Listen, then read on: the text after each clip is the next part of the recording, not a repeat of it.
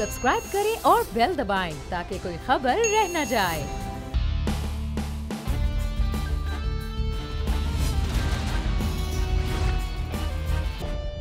और हम प्रोग्राम में बात करेंगे ईद कुर्बान, क्योंकि आज तीसरा दिन है और तीसरे दिन में मुख्तलिफ शहरों में सफाई सुथराई के जहाँ पर काम हो रहे हैं, वहीं पर बहुत सारी जगहों पर यह सूरत हाल सामने आ रही है कि आलाइशें 2 दिन गुजरने के बावजूद, क्योंकि आज तीसरा दिन भी ख़त्म हो रहा है, अभी तक आलाइशें ठिकाने नहीं लगाई जा सकी हैं। लेकिन कुछ इलाकों में बहरहाल सफाई सुथराई का काम है। हम प्रोग्राम के आगाज़ में मुख्तलिफ शहरों की और मुख्तलिफ इलाकों की सूरत हाल तो जानेंगे, लेकिन एक गुजारिश आपसे करना बहुत ज़रूरी है कि हम ये देखते हैं कि ईद कुर्बान से पहले लाखों रुपए के जानवर ख़रीदे जाते हैं, फिर उनमें कोई ना कोई शख्स मुलाजमीन के तौर पर रखा जाता है कि उनके चारे का ख्याल किया जाए। लेकिन जैसे ही वो जानवर ज़िबा हो जाता है, कुर्बान हो जाता है, और उसके बाद वही आलाइशें हम अपने घरों से निकाल कर अपने ही साथ वाले के घर के बाहर या अपनी सड़क पर, अपनी गली में फेंक देते हैं।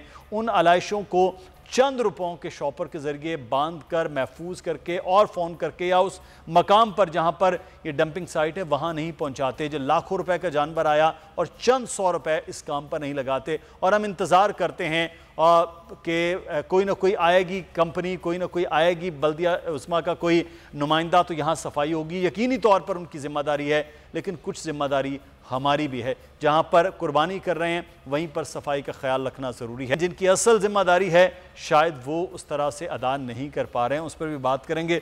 हमारे साथ हमारे नुमाइंदगान मौजूद हैं। कराची की सूरत हाल सबसे पहले जान लेते हैं। शाहिद हुसैन कराची से हमारे नुमाइंदे हमारे साथ मौजूद हैं, जो आयशा मंजिल में मौजूद हैं। मकीनों का बुरा हाल हो गया, जीना महाल हो गया है, क्योंकि जो सूरत हाल 2 दिन से कुर्बानी की आलाइशों की है वो अभी तक ठिकाने नहीं लगाई जा सकी हैं। शायद आगाह कीजिएगा, क्या सूरत हाल है इस इलाके में अब?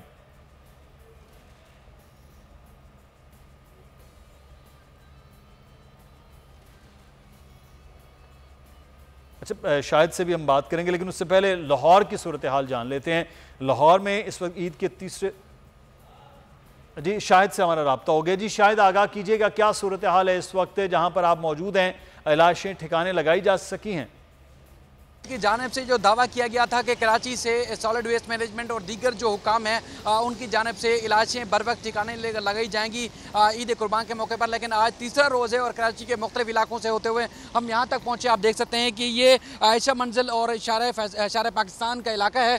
यहाँ पर देख सकते हैं कि ऐसा लग रहा है कि जैसे ईद के पहले रोज़ से आज तीसरे रोज़ तक यहाँ से कचरा नहीं उठाया गया है, जिसकी वजह से इलाके में न सिर्फ ताफुन गंदगी बल्कि कचरे इतना फैल चुका है कि अब रोड के पास से शहरियों का गुजरना जो है मुहाल हो चुका है। और उसके बाद फिर यहाँ पर आबादी भी है बहुत बड़ी, और इर्द गिर्द की आबादी के जो रहने वाले लोग हैं इनका यहाँ रहना जो जीना मुहाल हो चुका है। इनका ये बताना है कि 2 रोज़ से कंप्लेन कर रहे हैं, जो कंप्लेन के लिए नंबर दिए गए थे, लेकिन उसके बावजूद ना तो कोई अमला यहाँ ये इलाजें ठिकाने लगाने के लिए पहुँचा है और ना ही कोई जवाब जो है खातिर खा जो है मसूल हो रहा है, जिसकी वजह से इनका जो है वो जीना यहाँ रहना मुहाल हो चुका है। ताफुन और गंदगी ना सिर्फ इस इलाके को मुतासर कर रही है बल्कि शहर पाकिस्तान से गुजरने वाले जो लोग हैं उनको भी यहाँ से गुजरने में काफी दुश्वारी का शायद हुसैन हमें आगाह कर रहे थे, आयशा मंजिल के करीब का ये इलाका, ये सिर्फ कराची के एक एरिया नहीं, बहुत सारे ऐसे एरियाज हैं जहाँ पर बड़ा अच्छा सफाई का इंतज़ाम हो चुका है। लेकिन बहुत से ऐसे ज़्यादा इलाके हैं जहाँ पर आज तीसरे दिन भी हम ऑफिस पहुँचते हुए रास्ते में देख रहे थे कि आलाइशें वैसे ही नज़र आ रही हैं। इस वक्त हमारे साथ मौजूद हैं ज़ुबैर अहमद चन्ना साहब, MD हैं सॉलिड वेस्ट मैनेजमेंट के। बहुत शुक्रिया ज़ुबैर साहब आपके वक्त का। सर, ये क्या अमला कम है आपके पास कि बहुत सारे ऐसे इलाके कराची के हैं जहाँ पर आज तीसरा दिन शाम होने को आई है लेकिन अभी तक इलाइशें ठिकाने उस तरह नहीं लगाई जा सकी हैं, क्या वजूहात हैं? Thank you very much. बिस्मिल्लाहिर्रहमानिर्रहीम। जी, मैं आपको थोड़ा सा क्लियर करता चला जाऊं कि जो नॉर्मल प्रोसेस है वो जो आलाइशों को ठिकाने लगाने का वो थोड़ा सा डिफरेंट है।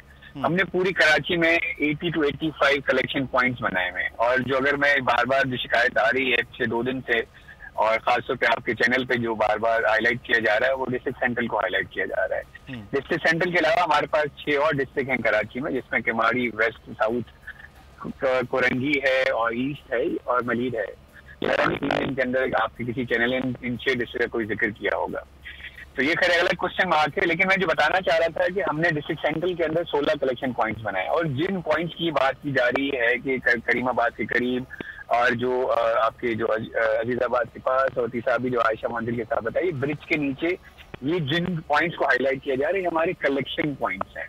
और यहाँ पे पूरे शहर से तकरीबन कोई आपके इन पॉइंट्स के सराउंडिंग में जो सर्कमफ्रेंस में हमारे पॉइंट्स आते हैं 750 से 800 छोटी गाड़ियां हमारी लगी हैं जो गली गली में जाती हैं, वहां से कचरा उठाती है। अब वो गली गली में खड़ी नहीं होती, वो राउंड लगाती है अपने डेजिग्नेटेड पॉइंट के ऊपर, दिन में 10 चक्कर लगाती है।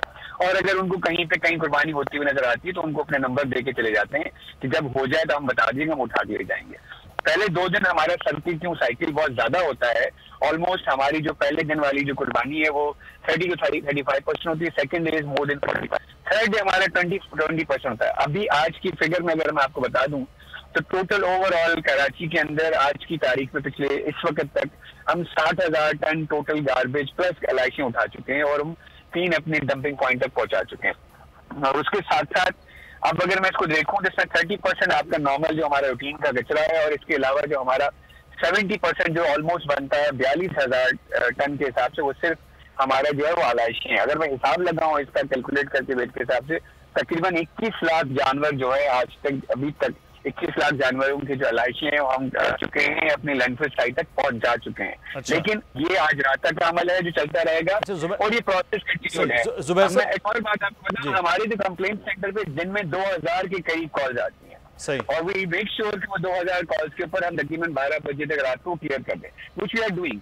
अब अगर स्पॉट ऑन जब पे कोई अगर जाके लेके तस्वीर लेके ढूंढता रहेगा तो there will be many point जहाँ नजर आएगा, लेकिन उसकी रिजल्ट देखना बहुत जरूरी है कि कितने अरसे के अंदर वो दोबारा रिजल्ट होकर उठ रही है, ये देखना बहुत इंपॉर्टेंट है। सही। जुबैर साहब, जो आपने अभी कलेक्शन पॉइंट की बात करी, ठीक है, बिल्कुल कि आप उन जगहों पर ये मौजूद है, लेकिन ये कलेक्शन पॉइंट ऐसी आबादी के एरिया के अंदर ये बनाना है, किसी ब्रिजेस के नीचे बनाना, ये कोई बेहतर फैसला आपका था कि अभी 1 दिन 2 दिन फिर तीसरे दिन तक वहाँ के जो वकील हैं वो तो फिर इसका मतलब है कि वो उसी बदबू और ताफुन के साथ ही गुजार सकते हैं। ये कलेक्शन पॉइंट ऐसी आबादी के एरिया में बनाने की क्या ज़रूरत है? बात ठीक है। देखें, अब मसला सारा ये कि कराची की आबादी और जिस तरीके से हैफेज़ड हमारे ओवरऑल पॉपुलेशन है, तो हमारे पास एक ओपन स्पॉट्स या ओपन प्लेसेस या इस तरह की चीज़ें अवेलेबल नॉर्मली नहीं होती। लेकिन जैसे मैं आपको बहुत सी जगहें बताऊँ, जैसे हमारे पास महमूदाबाद का जो पॉइंट है वहाँ पे हमारा एक क्लोज विसिनिटी है। अगर मैं आप जाएंगे, चाइना ग्राउंड है जो पीसीएचएस के इलाके में अंदर है, वो क्लोज विसिनिटी, नोबडी नोज के वहाँ पे कलेक्शन हो रही है, वो मेजर हो रही है। अब कुछ 2-4 पॉइंट, जैसे कल हमें शिकायत मिली कि जो मैं शहीद नगर सामने, क्योंकि 2 दिन से वहाँ कलेक्शन हो रही थी और तीसरे दिन लोड कम था, तो हमें लोगों ने कहा कि काफी आ रहा था, हमने ओवरनाइट क्लियर करके वॉश करके उसको चूना लगा के वो आज हमने खत्म कर दिया। कलेक्शन पॉइंट के लिए बात आपकी ठीक है, आइडियली ओपन स्पॉट्स होने चाहिए जहाँ पे चीजें, लेकिन क्योंकि हमें नहीं मिलती, हमें क्लोज सर्कमफ्रेंसेस में जहाँ जितनी पॉपुलेशन है उस हिसाब से मैनेज करनी पड़ती है। लेकिन हम उसको रेगुलर बेसिस पे रात मिडनाइट को क्लियर करते हैं, क्लियर करने के बाद धोते हैं, फिर अगले दिन का ऑपरेशन करते हैं। जो लोगों की शिकायतें हैं, बिल्कुल बात ठीक है, कुर्बानी जो वो लोग कर रहे हैं उन्हीं का इलाका है, और हम आज की तारीख में इंश्योर करेंगे कि जितनी कलेक्शन पॉइंट्स हैं वो क्लियर होके वॉश होके और उनके ऊपर स्प्रे वगैरह ऐसा कोई ऐसी चीज है तो ताफुन में ना हो, बदबू पे ना पैदा हो, तो विल मेक श्योर कि आज रात तक सारे पॉइंट्स क्लियर हो जाए। अच्छा, आखिरी सवाल जुबैर साहब, ये अगर आप बता रहे हैं कि हमने 3 दिन में हज़ारों टन जो है वो कचरा वहाँ से उठाकर तो लैंडफिल साइट तक पहुँचा, तीसरे दिन तक चल रहा है सर, प्रोसेस चल रहा है। आज रात तक आप काम करते हुए कल सुबह तक जो है वो इस काम को कंप्लीट कर लिया जाएगा, क्योंकि आज रात मगरिब के बाद तो कुर्बानी करनी है, फिर अलाइशें उठाने का काम हो रहा होगा। लेकिन एक चीज़ मैं आपसे जानना चाहूँगा, जिस तरह से आप बता रहे हैं कि 3 दिन में इतना ज़्यादा काम हुआ है, तो सर फिर आम हालात में तो आम दिनों में इतना कचरा इकट्ठा नहीं होता, फिर हम कराची को मज़ीद साफ़ सुथरा देख सकते हैं कि अगर आपकी यही अमला, यही लोग इतने ही हज़ारों टन जो है वो आम दिनों में उठाएं तो कराची तो बहुत साफ़ सुथरा हो सकता है सर। देखिए, मैं बताऊं, ये एक लंबा सब्जेक्ट है, इस पर किसी दिन आप दोबारा बात करेंगे। एक्सप्लेन पॉइंट ये है कि हमने अगर रिसेंटली पूरा वेस्ट जनरेशन स्टडी कराई है कराची की, और उसके हिसाब से 0.6 kg per capita per day garbage generate होता है हर इंसान जो रहता है उसके हिसाब से और उसको मैं अगर हिसाब लगाऊं तो ऑलमोस्ट दिन के अंदर 10 से 11 हज़ार on an average garbage collect होता है। और हम उसको, अगर मैं आपको रेगुलर बेसिस पर अपनी लैंडफिल साइड का डेटा दूं तो आपको ये प्योर फिगर एक दिन की मिल जाएगी कि हम 9.5 से 10 हज़ार टन गार्बेज कलेक्ट करते हैं और ट्रांसफर करते हैं। ये हमारा डेटा है। इसके साथ साथ जो हमारी 7 कैंटोनमेंट्स हैं, DHA है, दूसरे इदारे हैं, पोर्ट कासिम रेगुलेशन, अगर उनको रेलवे डिपार्टमेंट है, वो अगर हम कलेक्ट करें तो उनका भी अपना गाय बगाए 50, 100, 150, 300, 200 के हिसाब से उनका भी गार्बेज होता है जो इनके अलावा है। तो ये गार्बेज कलेक्ट होता है, ऐसा बिल्कुल नहीं है। हाँ, ये जरूर इशू है कि कुछ ऐसे एरियाज हैं जो हमारे जुरिसडिक्शन में नहीं आते, जहां हम 100% नहीं करते। जो अभी रिसेंटली अगर आपको पता हो कि इसी हफ्ते के अंदर हमने शुरू में बेसिक सेंट्रल कोरंगी जो हमारे पास नहीं था वो हमने आउटसोर्स कर दिया। वी आर होपफुल के बाय सेकंड वीक ऑफ अगस्त हम इंशाल्लाह ताला पूरे कराची के अंदर ऑपरेशन स्टार्ट कर देंगे। तो बारी आपकी तवज्जो से गुजारिश होगी, देखिए गार्बेज एक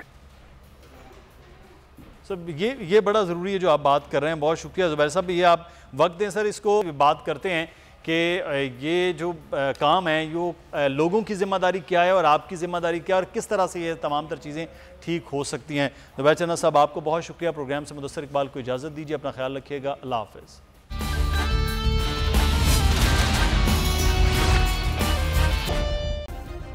सब्सक्राइब करें और बेल दबाएं ताकि कोई खबर रह न जाए।